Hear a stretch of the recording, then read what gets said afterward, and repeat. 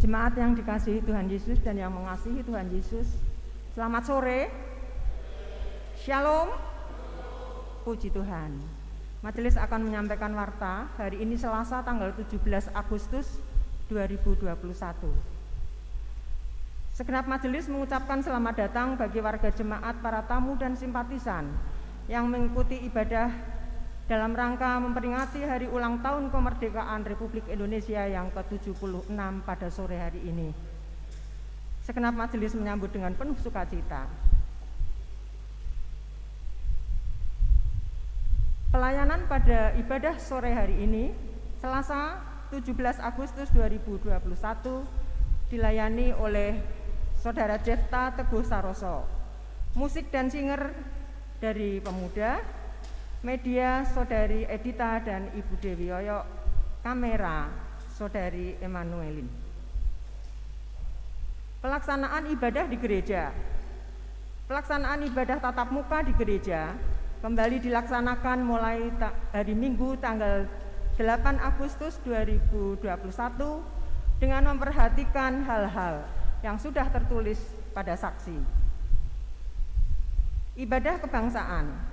Dalam rangka Hari Kemerdekaan Negara Kesatuan Republik Indonesia yang ke-76 tahun, gereja menyelenggarakan ibadah kebangsaan pada hari ini, Selasa 17 Agustus 2021 jam 16 WIB. Dan ibadah ini juga disiarkan secara langsung melalui channel YouTube GKJ Demak. Panitia Ibadah Emeritasi Pendeta GKJ Demak. Panitia Ibadah Emeritasi Pendeta GKJ Demak akan mengadakan rapat pada hari Jumat tanggal 20 Agustus 2021 jam 18 WIB di gereja dengan agenda checking persiapan akhir masing-masing seksi. Mohon perhatian dan kehadiran anggota panitia tersebut. Demikian warta dari gereja. Selamat beribadah. Tuhan memberkati. Jemaat dipanggil untuk bangkit berdiri dan memohon kehadiran Roh Kudus untuk memberkati jalannya ibadah pada sore hari ini. Marilah kita buka ibadah ini dengan membaca Mazmur 100. Kita baca dengan bersautan. Bersorak-soraklah bagi Tuhan, hai seluruh bumi.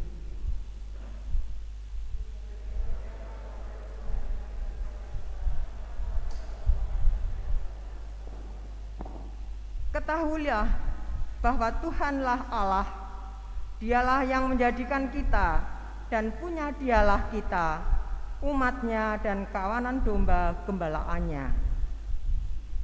Masuklah melalui hidup bertahun dengan menyanyi syukur, ke dalam belakangnya dengan pujian.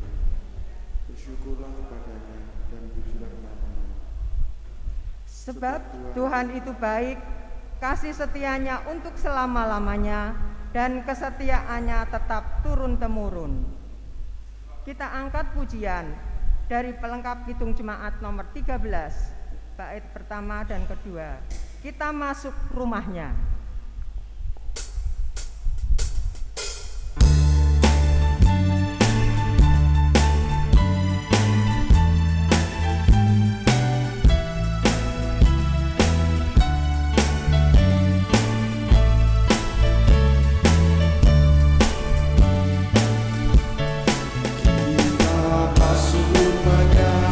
Berkumpul menyembah kepadanya.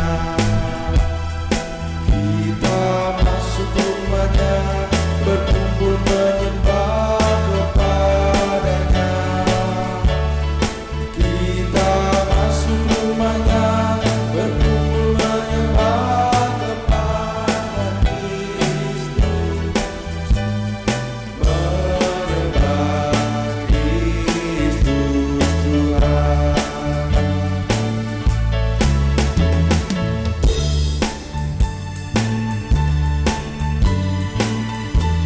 Lupakanlah dirimu, arahkan hatimu kepadanya.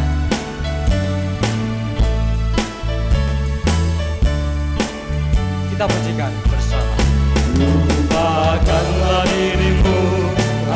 arahkan hatimu kepadanya.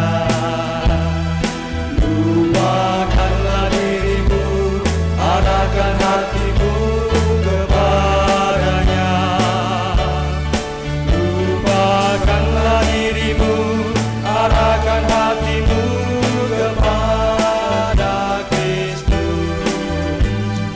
Menyembah Kristus Tuhan.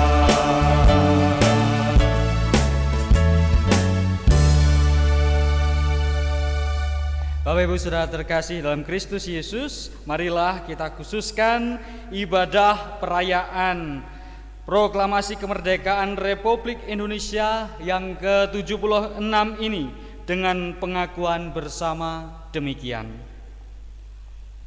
bahwa pertolongan kita adalah di dalam nama Tuhan yang menciptakan langit dan bumi. Salam sejahtera bagi saudara semua yang datang di dalam nama Allah Bapa dan Putra dan Roh Kudus. Amin. Dipersilahkan duduk.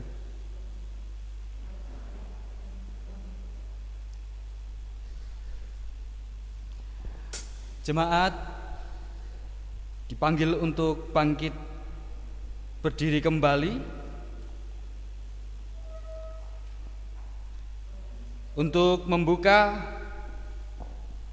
menambah semangat di dalam ibadah perayaan proklamasi kemerdekaan Republik Indonesia yang ke-76 ini. Kita akan bersama-sama menyanyikan lagu kebangsaan kita, Indonesia Raya, yang akan dipimpin oleh Ibu Kartini.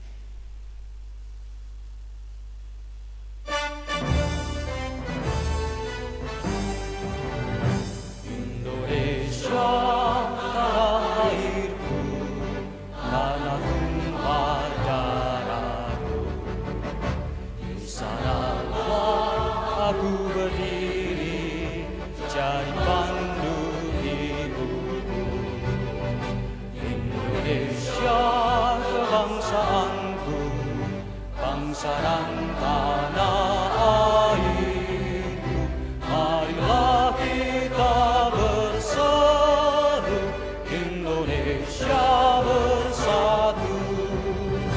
Hiduplah tanahku, hiduplah negeriku, bangsaku, rakyatku semuanya. Bangunlah jiwanya, bangunlah badannya untuk Indonesia Raya. Indonesia Raya, merdeka, merdeka, tanahku, negeriku yang ku cinta. Indonesia Raya, merdeka, merdeka, hiduplah Indonesia Raya. Indonesia Raya, merdeka, merdeka, tanahku, negeriku yang ku cinta. Indonesia Raya, merdeka, merdeka, hiduplah Indonesia Raya. Dipersilahkan duduk kembali. Di dalam kemerdekaan yang sudah kita rasakan ini, tentu apa yang 76 tahun pasca merdeka kita lakukan tidak pernah luput dari dosa. Untuk itu saya mengajak Bapak Ibu Saudara semua mengakui dosa-dosa kita di hadapan Tuhan dengan penghayatan melalui Kidung Jemaat 26. Mampirlah dengar doaku.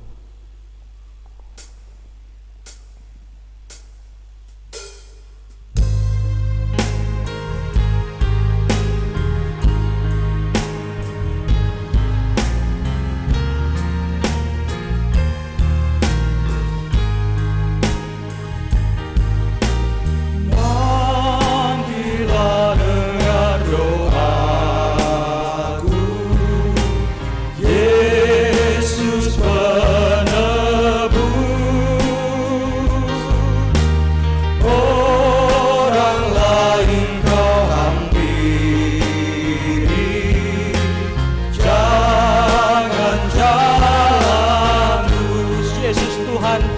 doaku.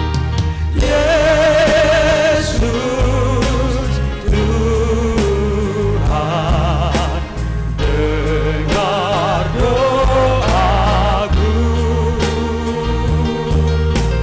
Orang lain kau hampiri, jangan jalanku.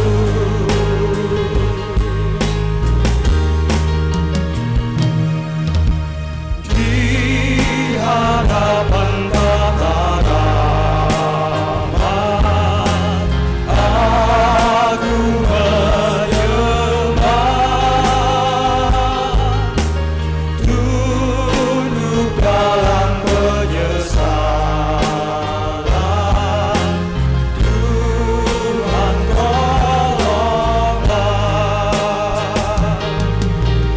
Yesus Tuhan, dengar doaku. Orang lain kau hampiri, jangan jalanku.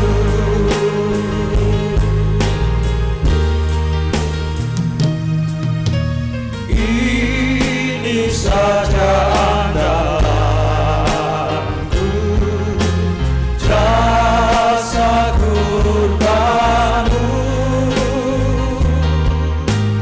Hatiku yang hancur, buatlah sembuh. Yesus Tuhan, dengar doaku. Orang lain kau hampiri, jangan jalanku.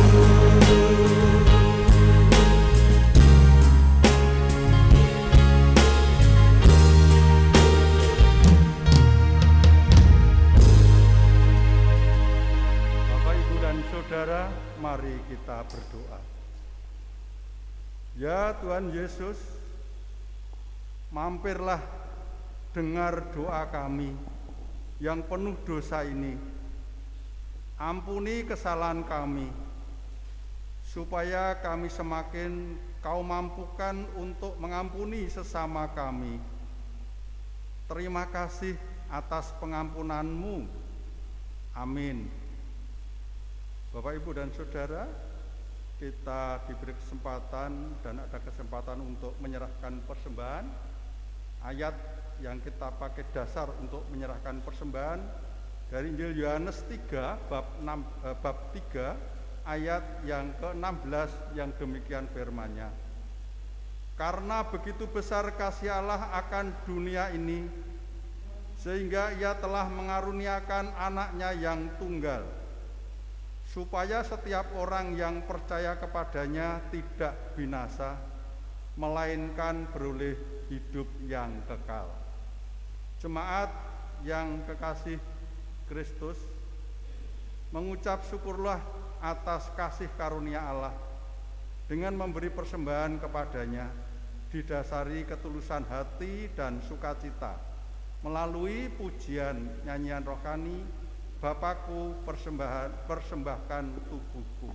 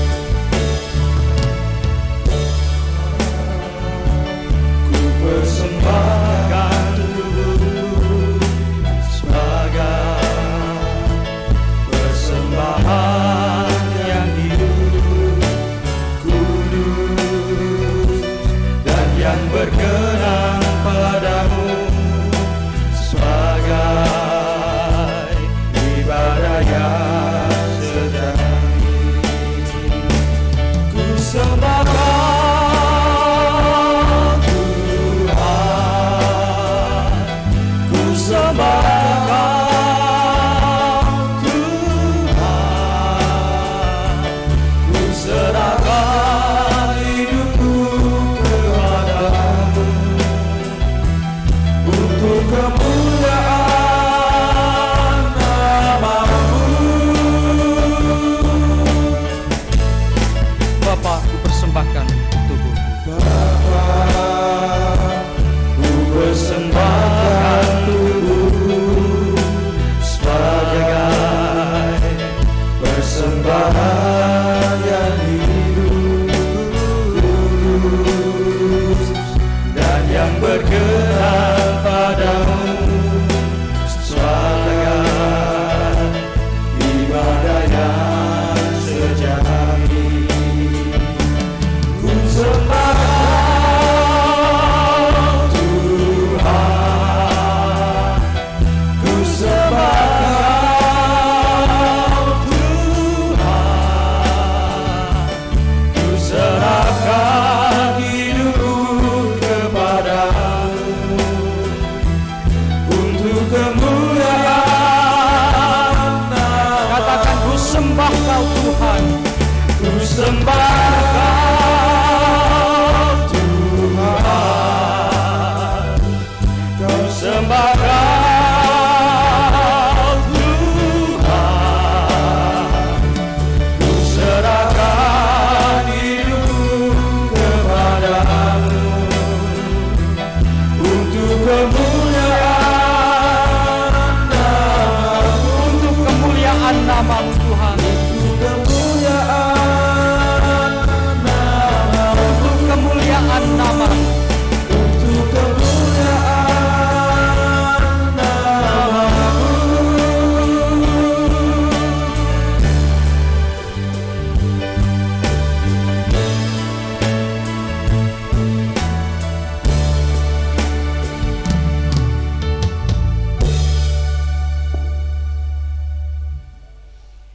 Kita akan mendengarkan persembahan pujian dari anak-anak kita. Ada Ananda Ayung dan Ananda Eca. Dipersilahkan.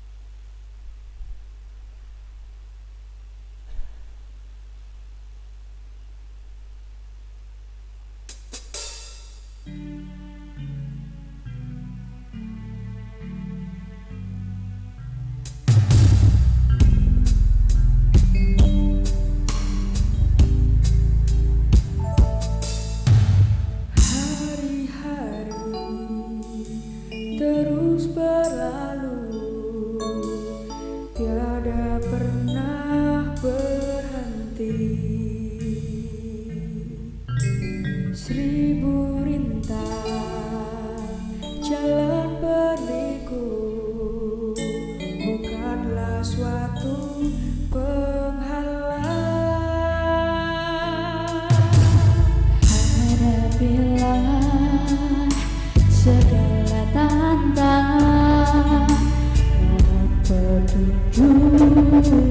yang kuasa, ciptakanlah kerukunan bangsa, kobarkanlah dalam dada semangat jiwa Pancasila.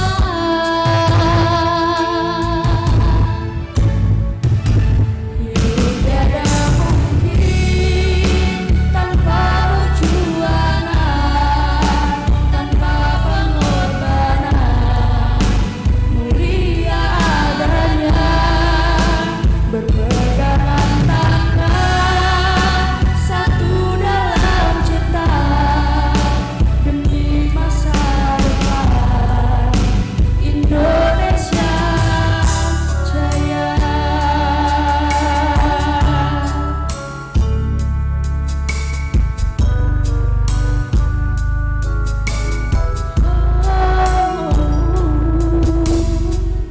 Hadapilah segala tantangan, mohon petunjuk dan kuasa, ciptakanlah kerukunan bangsa,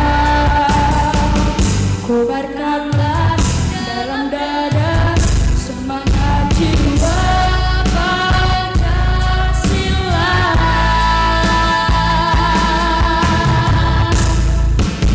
Hidup tiada mungkin tanpa perjuangan, tanpa pengorbanan, mulia adanya.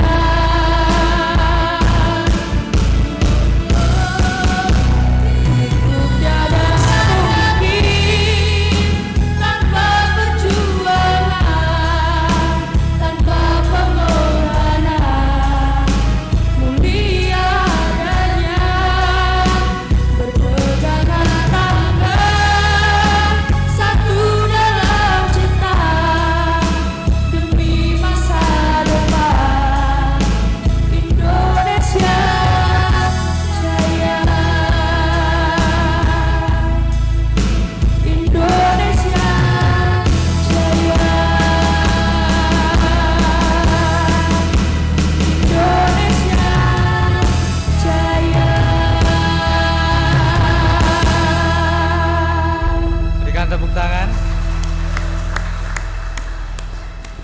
Terima kasih Mbak Ayung, Mbak Eca, luar biasa. Bapak Ibu Saudara yang terkasih, saatnya kita akan menerima sabda Tuhan. Mari kita berdoa.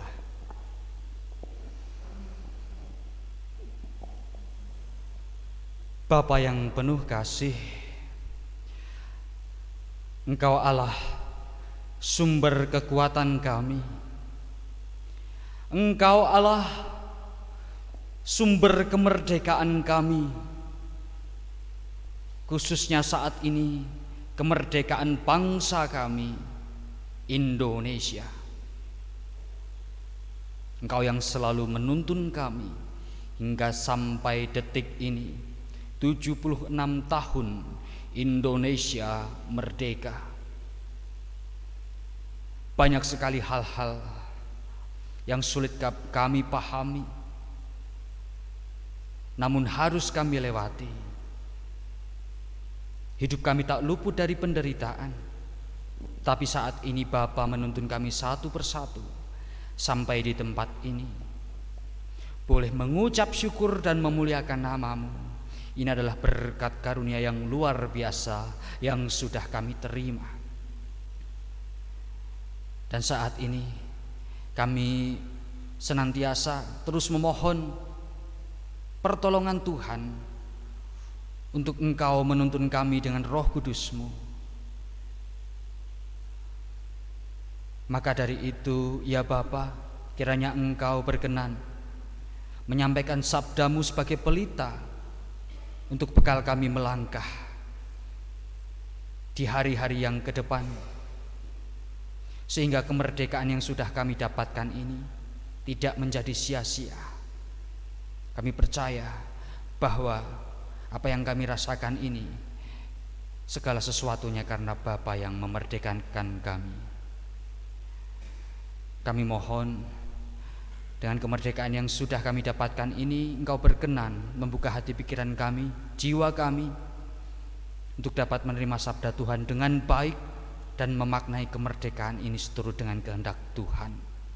Kami serahkan hamba-Mu yang akan menyampaikan sabda-Mu, Engkau yang akan urapi dengan Roh Kudus-Mu, supaya setiap kata yang diucapkan hanyalah firman Tuhan. Berfirmanlah ya Bapa, kami semua sudah siap untuk mendengarkan. Di dalam Kristus Yesus kami memohon. Amin.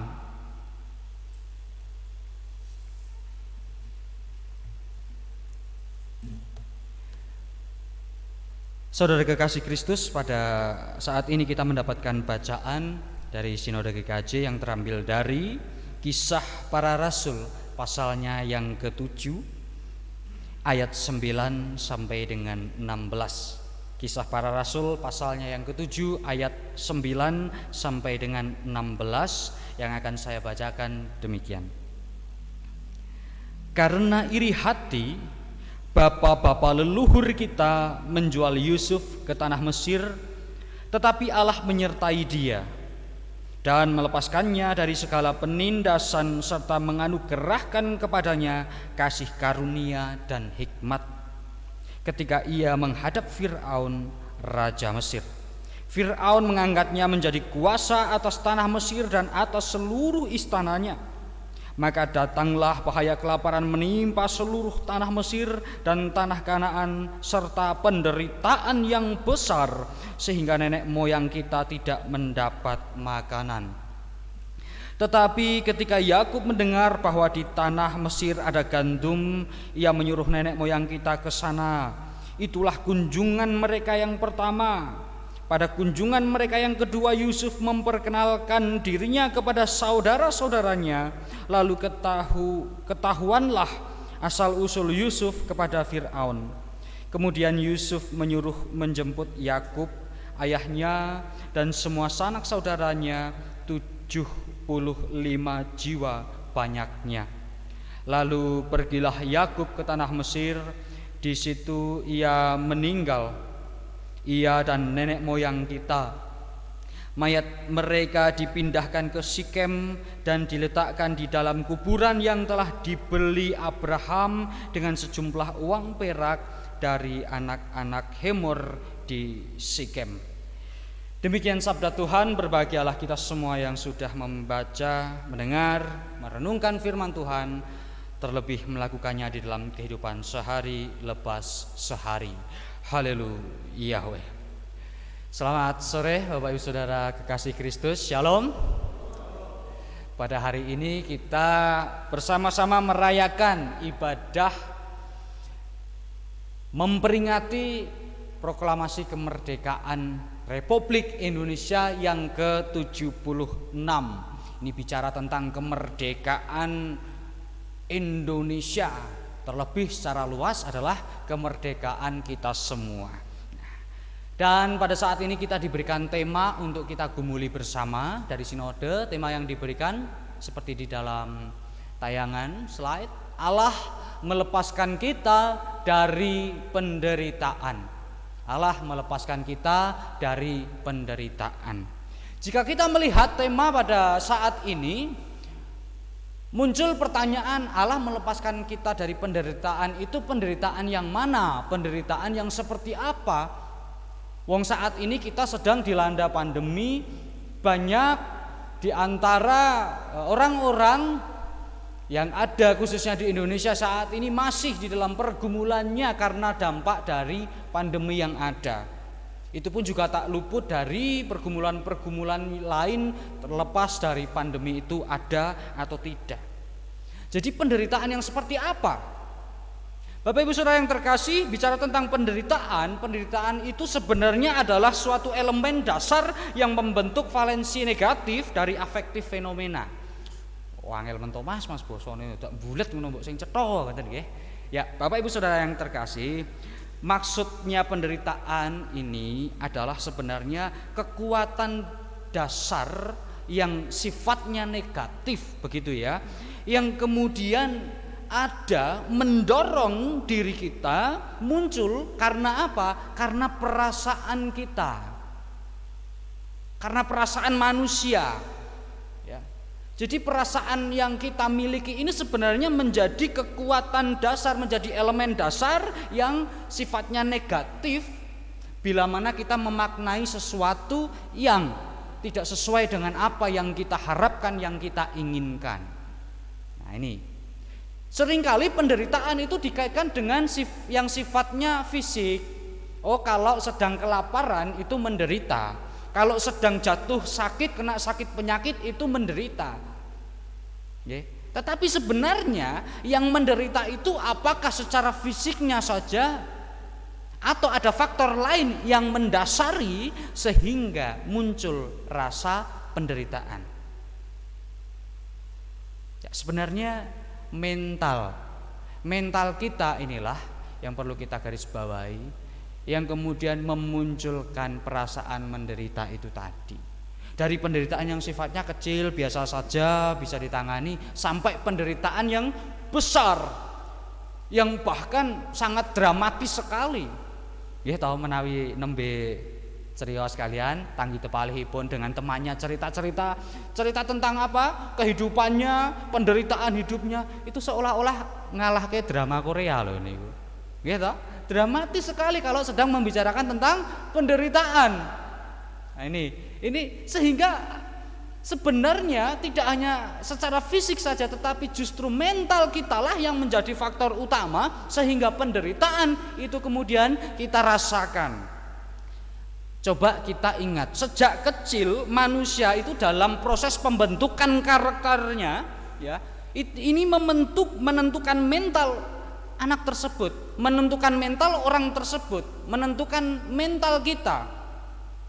Sejak kecil, sejak lahir sampai detik ini, apa saja hal-hal yang kemudian mempengaruhi pembentukan mental kita kira-kira?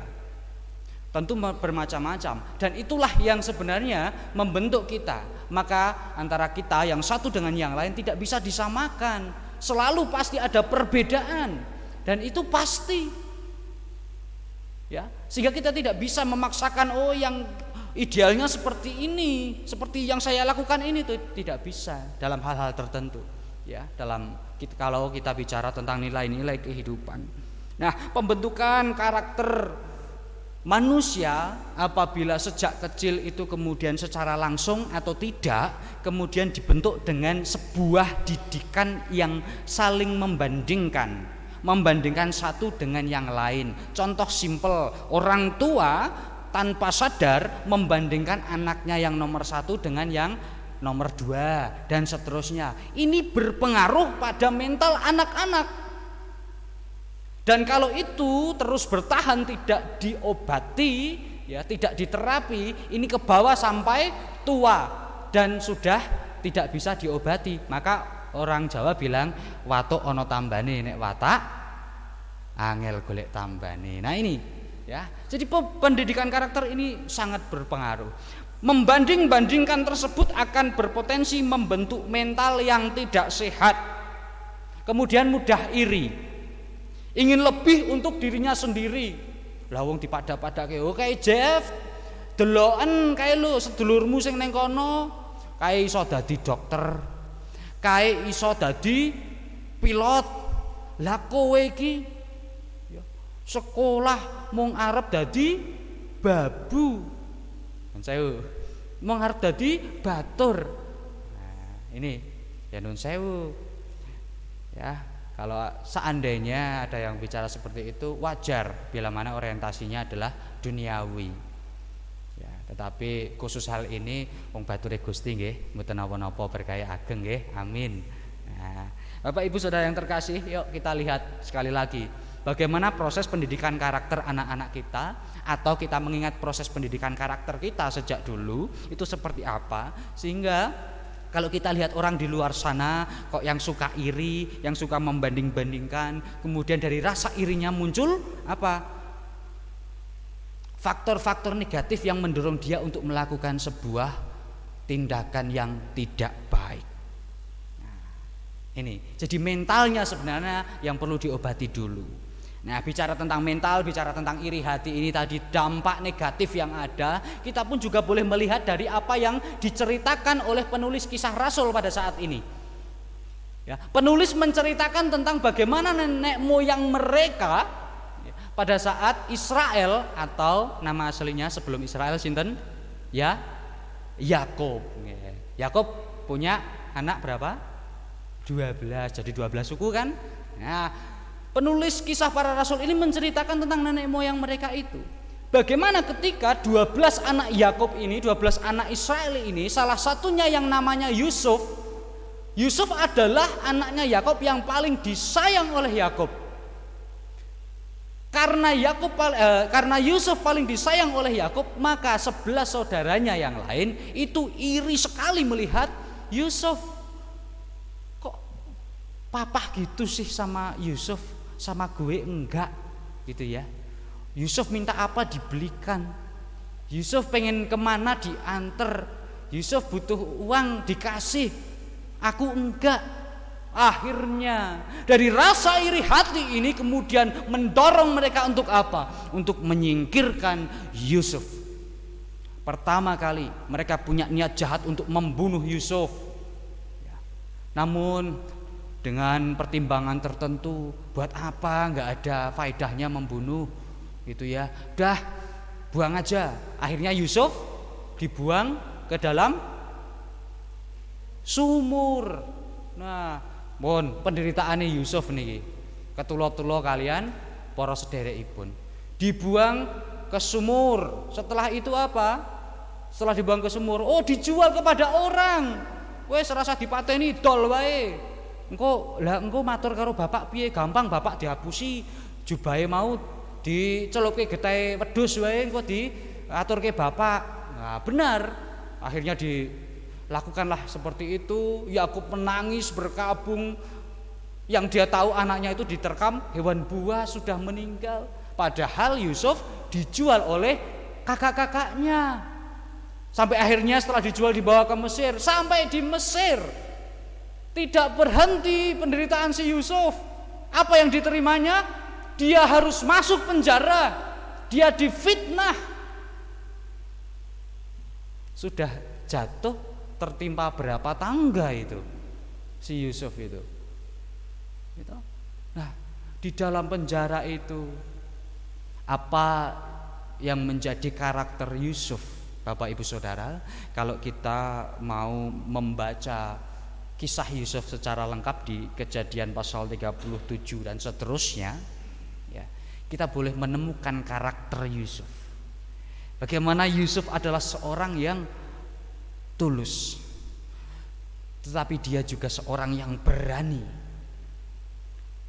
Dia tidak punya rasa takut untuk melakukan kebenaran. Dan dia terus dengan keberaniannya itu mampu berjuang menghadapi setiap penderitaan yang ada, yang harus dia terima, walaupun itu dari kakaknya sendiri. Dan terbukti disampaikan ulang, diceritakan ulang oleh penulis Kisah Rasul. Ketika kelaparan melanda dan pada saat Yusuf di dalam penderitaannya sudah diangkat oleh Tuhan menjadi penguasa di tanah Mesir, apa yang dilakukan Yusuf? Yusuf membuka diri, menerima keluarganya, menerima kakak-kakaknya. Padahal dulu kakaknya itu sudah membuat dia menderita. Dan penderitaannya tidak sekali tetapi berkali-kali. Cerita dalam kisah Yusuf ini sebenarnya memberikan gambaran penderitaan yang diterima itu tidak sekali, terus menerus diterima. Bapak Ibu Saudara, ya, mengapa begitu? Mengapa bisa Yusuf kok sudah menderita berkali-kali, tetapi ketika kakaknya datang, dia ingat kakaknya yang membuat dia menderita, tetapi masih menerima dia? Karena Yusuf penuh dengan kasih sayang, ketulusannya ini tadi. Dia bisa memaknai setiap penderitaan yang dia terima itu dengan rasa syukur. Kenapa? Ketika dia menerimanya dengan rasa syukur, maka dia bisa melihat berkat Allah yang luar biasa. Yusuf bisa melihat jalan yang sudah disiapkan oleh Allah untuk Yusuf keluar dari penderitaan hidupnya. Ini yang luar biasa yang boleh kita pelajari dari Yusuf. Allah memberkati Yusuf dengan melepaskan Yusuf dari penderitaan. Ya. Kita boleh melihat secara singkat cerita Yusuf ini luar biasa kan. Nah, dari sini saya pun juga punya cerita, Bapak Ibu Saudara terkasih. Pada suatu hari ada seorang raja, yang raja tersebut hobinya berburu. Kalau raja tersebut berburu itu selalu mengajak asistennya. Hanya satu itu asistennya yang selalu kemanapun, dimanapun dia ajak. Nah, pada waktu istirahat di tengah-tengah berburunya sang raja, si asisten seperti biasa disuruh bersihin senapannya, dibersihin biar apa? Biar nanti dipegang enak, enggak licin. Itu untuk mendidik, untuk membidik itu bisa lebih jelas lagi. Nah, akhirnya benar dibersihkan oleh asisten raja tadi, tetapi sesuatu yang tak terduga terjadi. Tiba-tiba dar,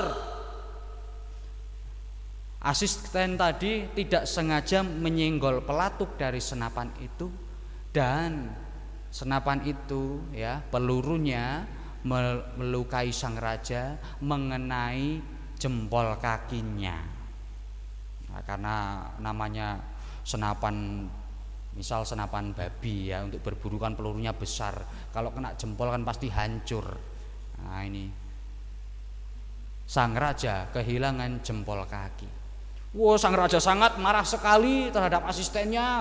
Ya, kemudian dia bicara dengan prajurit-prajurit yang lain, tangkap dia, bawa dia, jebloskan ke penjara, berikan di dalam penjara yang paling gelap, yang paling menderita. Akhirnya dibawa asisten ini ke penjara yang paling menderita yang dipunyai oleh kerajaan tersebut. Benar, sembari raja sudah pulih dari jempol kaki yang sudah hilang tadi, dari lukanya ya. Kemudian namanya hobi, raja sudah sehat, berangkat berburu lagi. Nah, tapi sekarang raja kalau berburu berangkatnya sendiri, tidak mengajak asisten. Apalagi asistennya sudah di penjara. Dia juga nggak mencari pengganti asistennya. Wes aku mangkat dhewe timbangane ngajak asisten, kok tak kon ngelapi bedile malah bedil aku meneh. Gitu ya. Berangkatlah sang raja berburu. Kemudian sampai saking asiknya berburu, sang raja masuk ke dalam hutan semakin dalam ya, dan bertemu dengan suku pedalaman, dan mereka itu kanibal, makan sesama manusia. Wah, ditangkaplah sang raja, ditali tangan kakinya, taruh di kayu, diusung ngoten niku nggih. Kados dene teng film-film ngoten niku nggih. Ya, dibawa ke perkampungan para kanibal itu. Kemudian orang-orang bersukacita karena apa? Oh, kita mau makan daging raja gitu ya.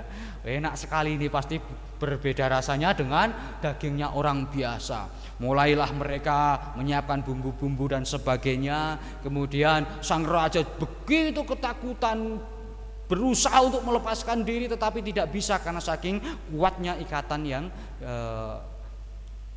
yang diikatkan oleh orang-orang kanibal tadi kepada sang raja. Akhirnya sudah siap semua, api unggun sudah siap, bumbu-bumbu sudah disiapkan, gitu ya. Orang-orang juga sudah siap dengan parangnya, gitu. Kemudian kepala sukunya datang memimpin upacara membukanya dan memanggil yang biasa dukun, dukunnya yang memimpin upacaranya untuk memakan manusia tadi. Nah, ada satu kebiasaan, tradisi yang dipegang oleh suku tersebut.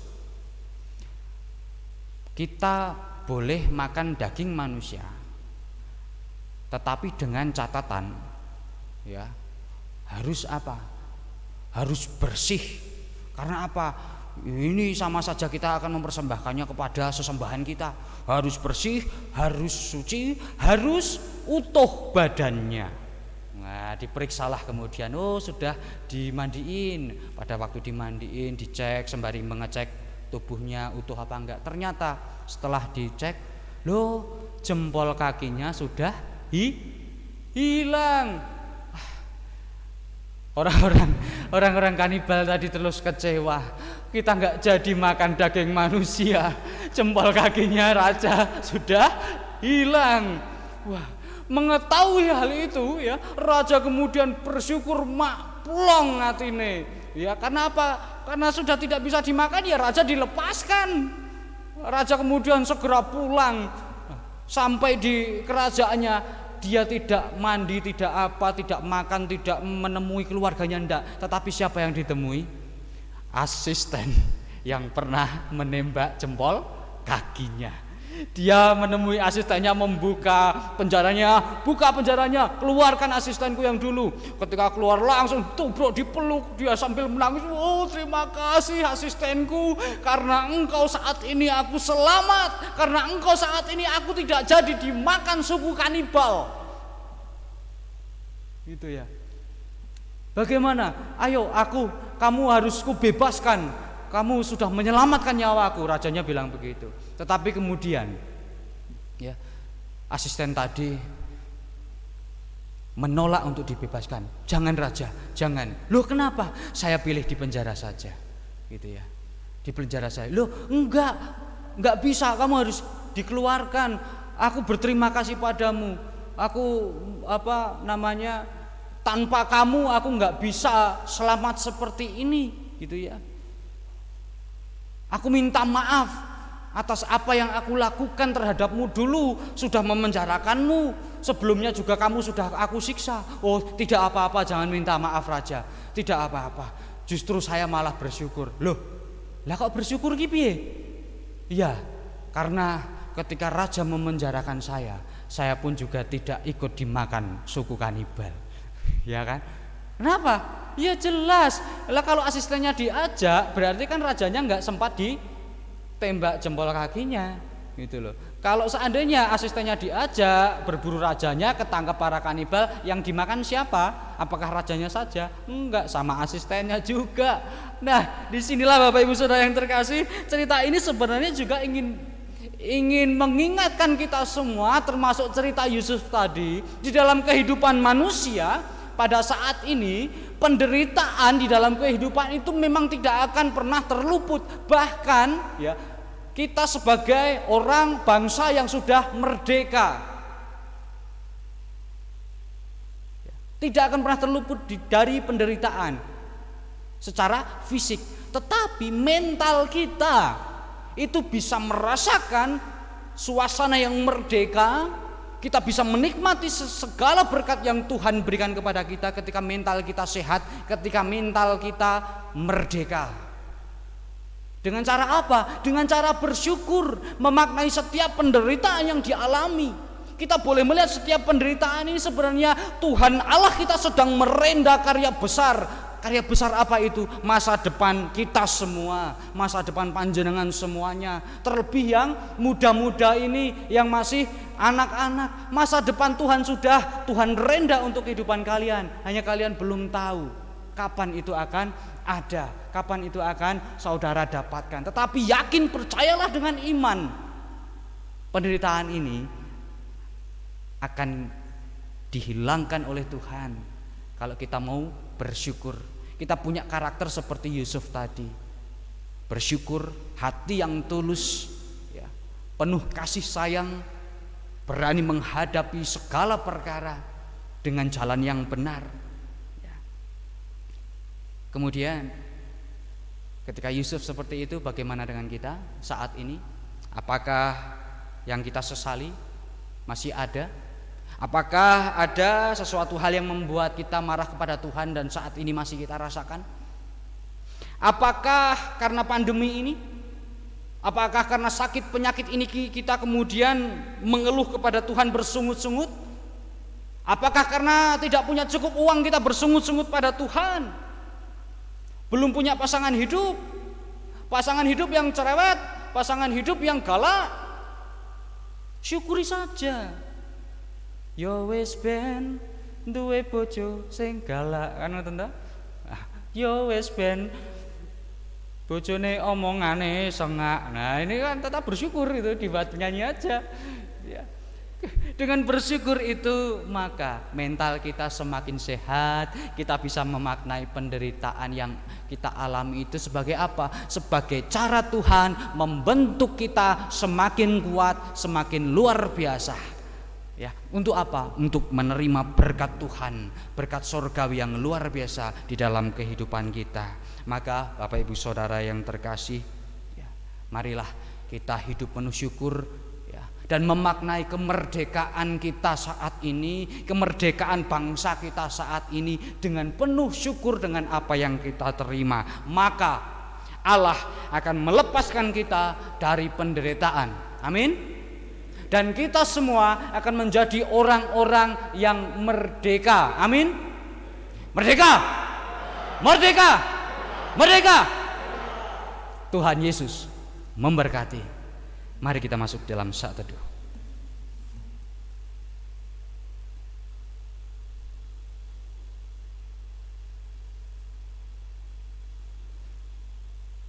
Pujian rohani, doa kami.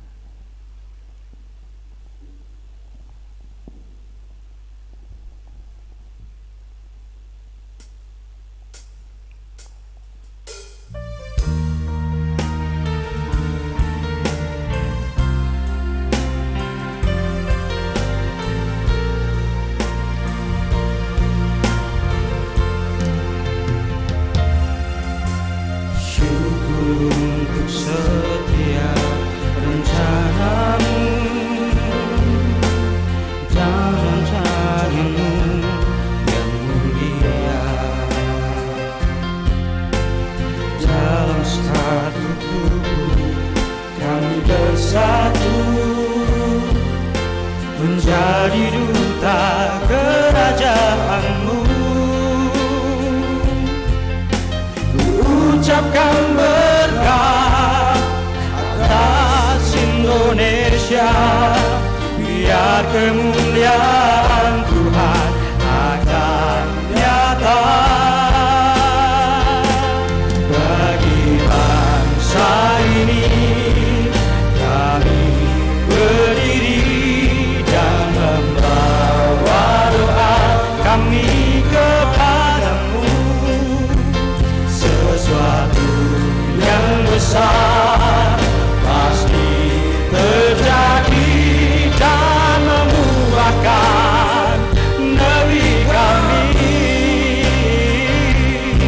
Hanya namamu Tuhan ditinggikan atas seluruh bumi. Katakan syukur untuk setiap rancanganmu Tuhan yang mulia.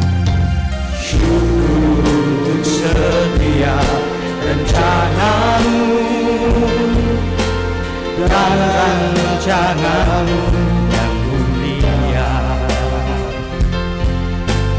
Dalam satu tubuh kami bersatu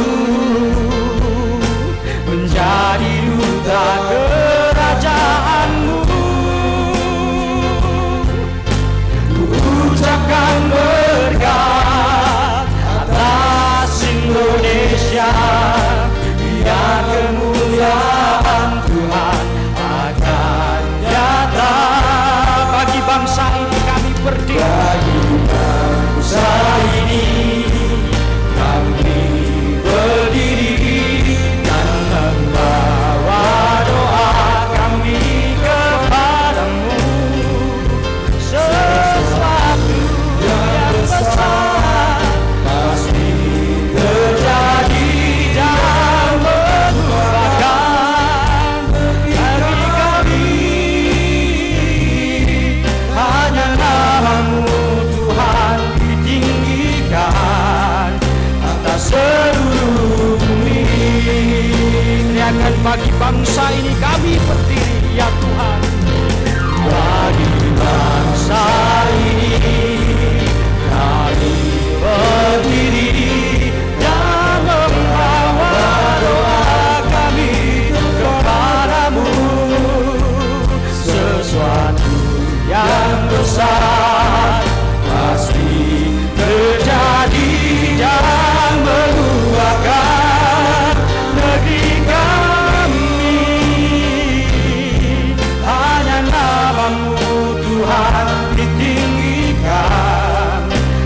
seluruh bumi. Hanya namamu Tuhan ditinggikan atas seluruh bumi. Hanya namamu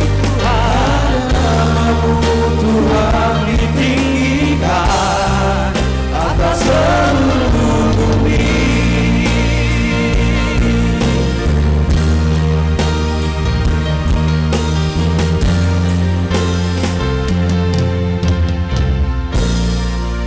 Kita bersatu hati dalam doa syafaat. Di hari ulang tahun Republik Indonesia yang ke-76 ini, kami bersama-sama, jiwa kami, semangat kami berdiri di depan tahta Tuhan, membawa bangsa dan negara kami ini di ulang tahunnya yang ke-76, ulang tahun kami semua bangsa Indonesia. Bapak melihat banyak sekali pergumulan yang boleh terjadi di negara kami ini. Bapak boleh melihat banyak sekali penderitaan-penderitaan yang dialami oleh saudara-saudara kami. Dan mungkin ada di antara kami yang saat ini merasakan penderitaan tersebut. Oh Bapa, kiranya Engkau melawat kami, Engkau melawat mereka, saudara-saudara kami, satu demi satu. Tuhan jamah mereka, Tuhan ketuk hati nurani mereka, buka mata batin mereka untuk melihat karya Tuhan yang luar biasa di balik penderitaan yang sedang dialami. Karena kami percaya bahwa penderitaan ini adalah cara Tuhan untuk membentuk kami menjadi anak-anak-Mu yang luar biasa dan yang akan menerima masa depan yang luar biasa juga yang sudah Tuhan siapkan untuk kami.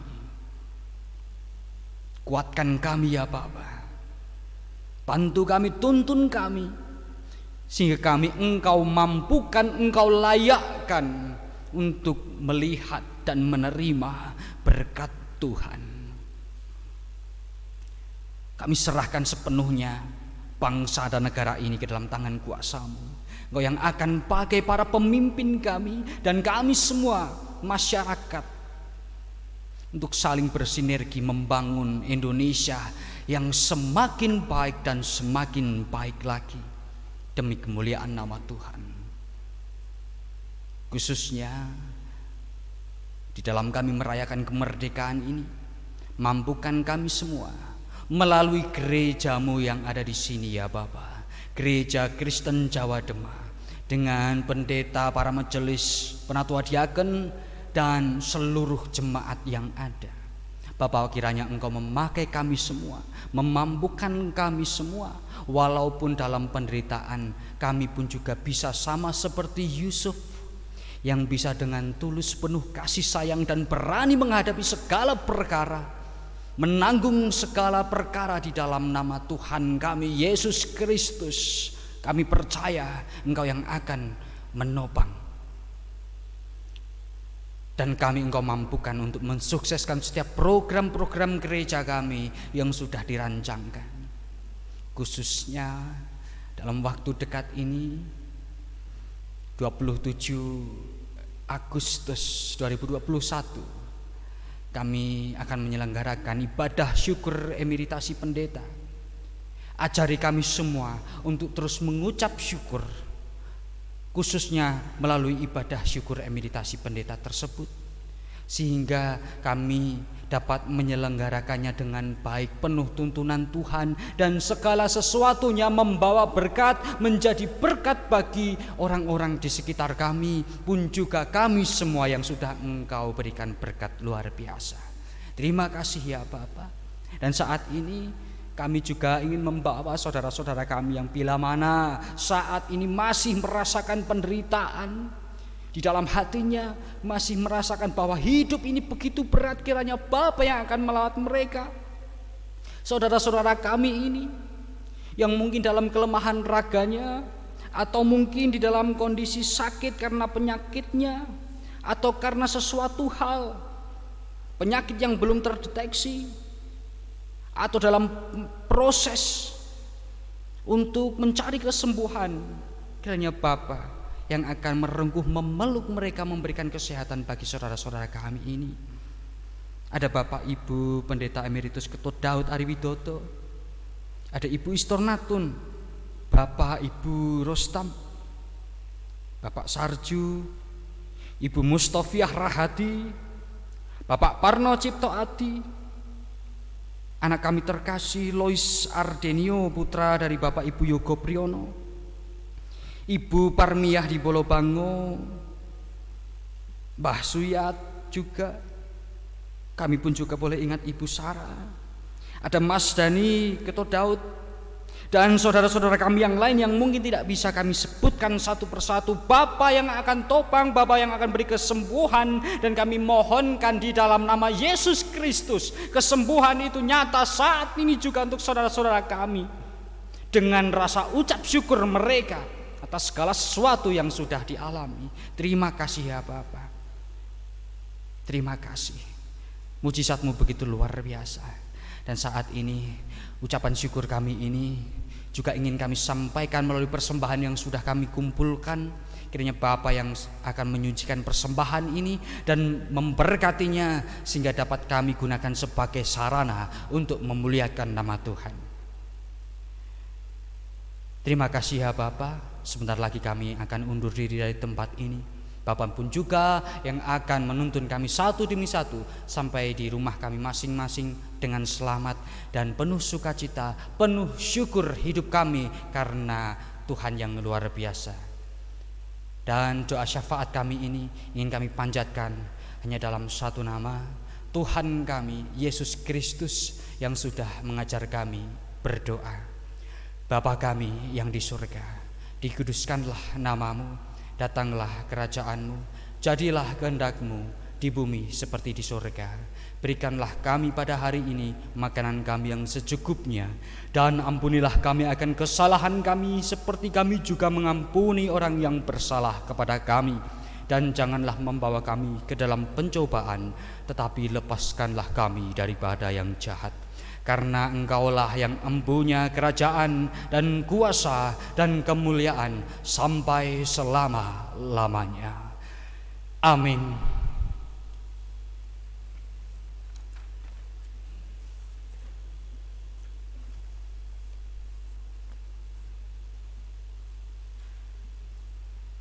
Saudara kekasih Kristus, kiranya firman yang kita terima bersama pada semakin menguatkan iman kita, dan dengan berdiri tegak marilah kita perbarui iman kita.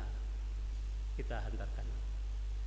Aku percaya kepada Allah Bapa yang Maha Kuasa, Khalik langit dan bumi, dan kepada Yesus Kristus anaknya yang tunggal Tuhan kita, yang dikandung daripada Roh Kudus, lahir dari anak darah Maria, yang menderita di bawah pemerintahan Pontius Pilatus, disalibkan, mati dan dikuburkan, turun ke dalam kerajaan-Mu.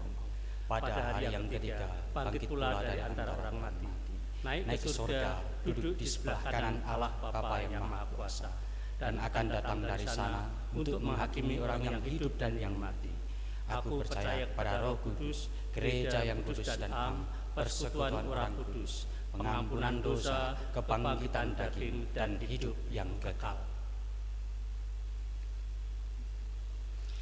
Saudara kekasih Kristus, kita bawa hati kita masing-masing menengadah ke atas dan terima berkat dari Tuhan Allah kita.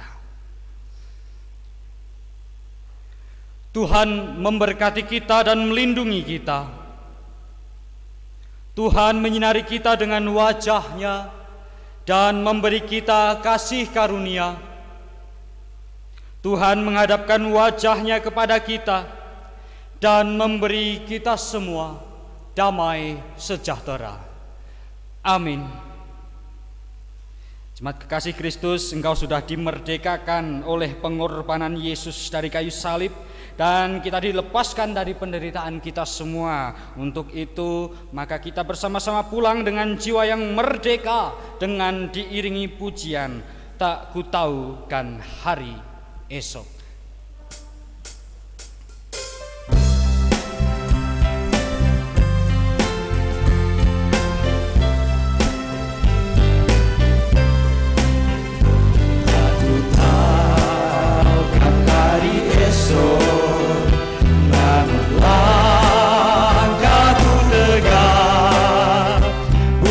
Surya ku harapkan